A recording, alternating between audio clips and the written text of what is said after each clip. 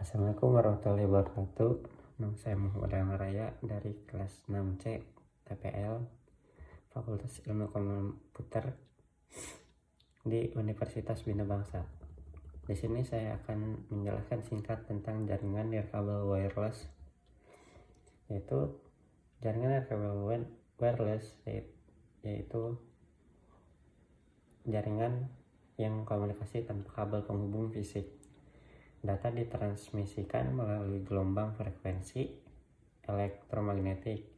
Perkembangan teknologi evolusi dari radio hingga Wi-Fi 6 dan 5G, kecepatan meningkat dan jangkauan terus meningkat.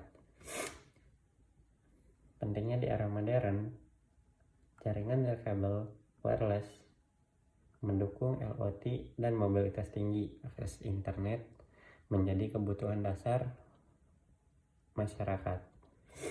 Konsep dasar jaringan nirkabel yaitu ada prinsip kerja, transmisi data melalui gelombang radio, frekuensi dan spektrum rentang 2.4 GHz dan 5 GHz umum digunakan. Modulasi sinyal atau AM amplitude modulation dan VM frequency modulation, QM quadrature amplitude modulation mempengaruhi kecepatan data. Standar jaringan nirkabel yaitu IEEE 802.11 Wi-Fi standar populer untuk WLAN varian A varian kecepatan dari 2 Mbps hingga GB. Bluetooth fokus pada jarak pendek dan konsumsi daya rendah, ideal untuk perangkat pribadi. Versi terbaru 5.2.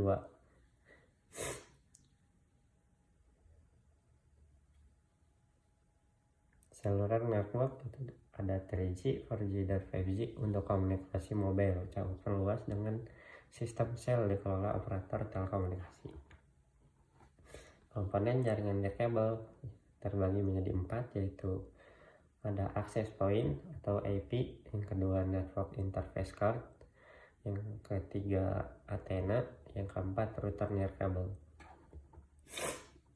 Topologi jaringan nirkabel yaitu ada infrastruktur mode menggunakan access point sebagai pusat. Topologi paling umum digunakan AP terhubung ke jaringan kabel. ADHOC mode koneksi langsung antar perangkat tanpa access point, cocok untuk jaringan sementara.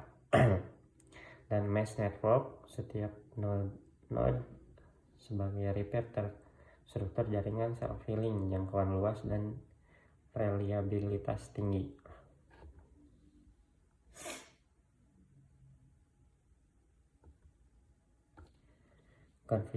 Konfigurasi access point yaitu ada pengaturan SSD, nama jaringan yang terlihat oleh pengguna, bisa disembunyikan untuk keamanan tambahan, gunakan nama unik dan tidak mudah ditebak. Channel dan frekuensi, pilih channel dan inferensi minimal, gunakan aplikasi analisis spektrum. Default auto biasanya cukup baik. Pengaturan keamanan, aktifkan WPA atau WPA3, gunakan password kompleks, pertimbangan MAC filtering sebagai keamanan tambahan. Konfigurasi perangkat klien, temukan jaringan, buka pengaturan WiFi, cari jaringan tersedia, pilih jaringan yang diinginkan, masukkan password di jaringan, pilih save atau remember network, tunggu proses autentikasi. Konfigurasi IP DHCP otomatis versus statik manual, sesuaikan dengan kebutuhan jaringan. Uji koneksi, verifikasi koneksi internet, periksa kekuatan sinyal, lakukan troubleshooting jika diperlukan. Protokol jaringan nirkabel atau CSMA atau CA bisa disebut dengan Carrier Exchange Multiple Access with Collision Avoidance, mencegah tabrakan data protokol akses media dasar Wi-Fi. RTS atau CTS bisa disebut dengan request to send atau clear to send, mengatasi masalah hidden node, mengurangi kolisi dalam jaringan padat. Dan yang ketiga ada beacon frame, dikirim secara berkala oleh IP berisi informasi jaringan, memungkinkan perangkat menemukan jaringan. Performa jaringan ke kabel terbagi menjadi 4, yaitu ada faktor kecepatan, yang kedua inferensi, yang ketiga optimasi, yang keempat pengukuran.